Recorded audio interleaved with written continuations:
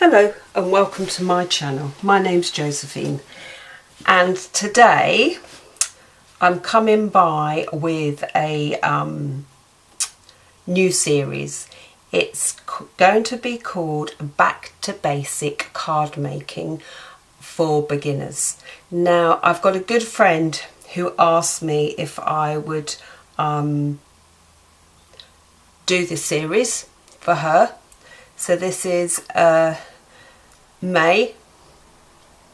This is for you and anybody else out there that wants to know from the start what you need and how to go about things, because sometimes starting card making is very overwhelming. I'm a Trimcraft demonstrator and I start demonstrating in May, and the one thing that everybody always asks is, what do I need to get going? So I'm just going to go through a few bits of obviously what I've got and what I think. I know there's other card makers out there and you might be different, but I'm just going for the basics for the time being, and then each week as we go along, obviously I will be visiting different things like embossing folders, stamping, making your own cards, as in buying a sheet of paper and cutting it down and scoring it, making your own envelopes. So the series is going to progress, so stick with me. If you've got any questions or if you would like me to touch on something, I will do, so please leave a message below. As you know, I love doing giveaways. Today won't be a giveaway, but next Monday will be. And I will be putting together a little kit as a giveaway for next Monday. So welcome. So I thought that I would put this together and show you what I would think that everybody would need. So obviously the most important thing is a mat to protect your table. You can obviously get a big one, small ones, they come in all different sizes. So a self-healing mat is a good thing. One thing is you can't heat emboss on this because you would warp the mat. That's one thing. So another thing is a ruler and a pencil, scissors and a rubber. So that's most important. We'll put that to one side. Then obviously you would need glue. So I've got a tape runner here, double-sided tape in two different widths. This one I do believe comes from The Works. I think you can get 3 packs for 3 rolls. I think, is it £2? I'm not too sure because I haven't been on their site. And obviously this one is from Dovecraft. So obviously I put that one up on the side. Mini glue dots, you don't need these, not to start off with, but I thought that as I was doing the glues that I would just show you mini glue dots. Wet glue. Obviously PVA for your 3D projects. But for actually matting and layering cards, I would get a really good glue, because sometimes PVA warps your card and then you have to stick it under loads of books to lay it flat. So have a look, if you're going to do some matting and layering, have a look for some good glue. I use Collall glue from Crafter's Companion. I think it's brilliant. I have used Tombow from Stampin' Up, and that's an old Stampin' Up one as well. But I do use PVA as well. So that's the glues. I wouldn't be without this, my pokey tool, because this helps me lift up my double-sided tape, and I forgot to say about the foam squares. So that's to raise things up. So yeah, it helps me to foam squares as well, and loads of other things as well. So that's my pokey tool. My bone folder is a really useful thing if you want crisp folds, and you will see when we start folding the cardstock how I really use this. Obviously a glue gun if you've got one. If not, it's not important, but as you come, yeah, they are cheap, and as you get into crafting you might decide to use one. I have got a trimmer. I've got quite a few, but I just thought I'd bring in my Stampin' Up! Trimmer that obviously goes to 12 by 12. You can see it's well used. I've got a small little guillotine which I brought when I first started, or one of my first time, many moons ago, which it still stayed with me and it still cuts, so that's quite cute. That's easy to cut little things with as well. So as I say, as you build up your stash, you will see what you like and what you don't. Then it's cardstock. I would say for anybody that's starting out, buy the packs of cardstock because you get the envelopes with it. So there's different sizes that you can get. This is a 5 by 3.5. This is a pack of notelets from, I think, Do Believe Stampin' Up, and they come in white as well. This is 5 3/4 by 4 1/4. It's a pack. I'm not too sure where I got this one from, but obviously there's loads of packs of cardstock out there. This one is Craft Card 5 by 7. I do believe you can get this in cream, white, and Craft Card, and then get near Christmas you can get it in green and red. People's favourites I know is the square 5 by 5, and then the fancy 6 by 6. So we've got all our cards here, and each one of them comes with a little burnish line in the middle, and it's like a valley fold. So on the other side you can see it's got a score.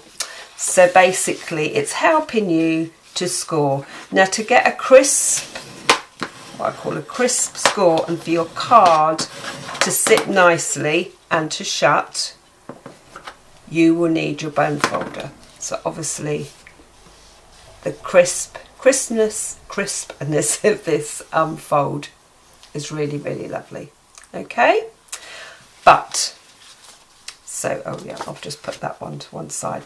So that's your basic fold, but I want to show you another fold, and this is where the bone folder comes in. What we're going to do is we're going to fold it back onto itself.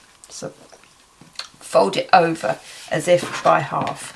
Now you will see the cardstock kind of like crease a little bit, but don't worry, because it's still a good, it hasn't actually cracked. You can actually go over, put that the other side so that it makes it easier.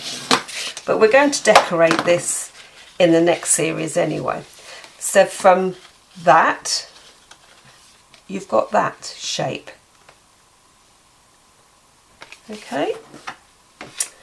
So the next one, obviously another square card, and we're going to fold this in half.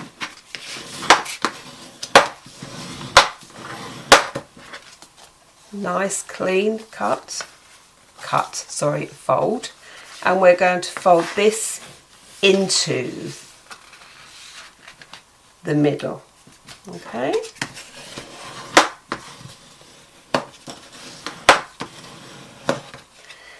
and then this is going to be called what they call an easel card, and then you would put your embellishment or whatever here, and then you would have a little flower just to stop it from flipping like that. But that's an easel card. So that's just from your normal cardstock. Okay, so then let's bring in this one. Okay, so again you've got your score line in the middle. Now what we're going to do is we're going to fold this into the middle and score it.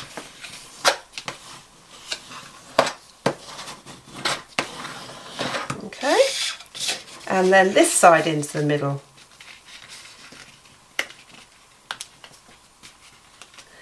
and score it.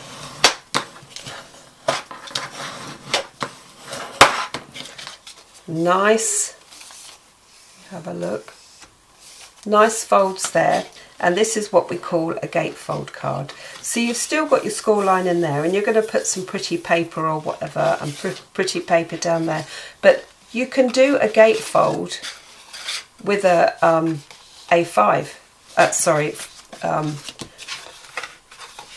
with a square card 5x5. Obviously in that we've just folded it in one side, so you can do that type of card, the easel, or you can bring this one in to make it bring it into the middle to make it a gatefold as well. So any one of your cards you can actually make gatefolds. Okay, you see? So all of these cards we can turn into loads of lovely shapes. Now this one we're going to fold in half, and we're going to bring in our ruler, and we are going to measure up 1.5 and 1.5, and we're going to put our ruler down like so, and bring in, I forgot to actually say, our craft knife. And hopefully there's a lot of people out there that like using craft knives. I'm kind of like, okay. I've never been a, because it's, I think because it's as you can see, I think it's cut. Yeah, it has cut. I'm just being let's just see, if I'd have put that in my trimmer it would have been fine. Okay, so we've cut this bit off. Okay, and what we want to do, I'll just put this to one side, is to fold this over like so. I'm bringing my bone folder, bone tool, and fold it over like so. Okay, so you've got this one. Now you can actually fold these before you cut so that you get a precise measurement.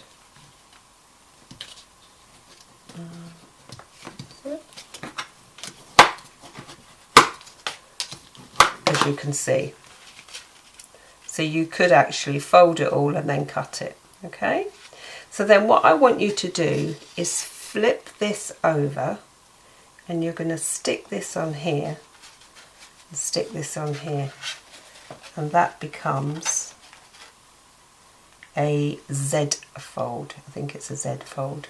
That becomes a Z fold. So I'll just do that again. So obviously that's your normal card. Fold it back on itself, measure up 1.5 or your desired width, cut it off, put that away, turn this over, pop it to there and to there, and there you have your Z fold card. So that's one, your gatefold, your easel card, your gatefold, and your, so that's those cards, not to mention the normal. So your normal cards, and I'm just going to fold in this one just to show you. So all cards can be folded that way, so you open it that way, or this way, a 10th fold, and open it that way. So that's 1, 2, 3, easel, 4, gatefold, 5, Z fold, 6. So that's 6 folds, 6 different folds from your normal cardstock that you buy with your, I said cardstock, that you buy with your envelopes. So have a play with your cardstock that you've got and see what you can come up with. See if you can come up with something different. This is to inspire you out there and to help you on your journey.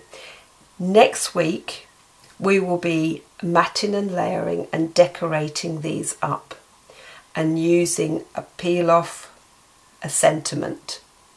So that's for next week. And as I say, next week I'll be putting a little card kit together, obviously for people to win. So thanks for stopping by on my basic card making for beginners Mondays. So this will be up on a Monday. Stick with me. As I say, you ladies out there that can craft, this might not be your thing, but stay with it on the Mondays, because there might just be something that you want to find out or you want to revisit yourselves.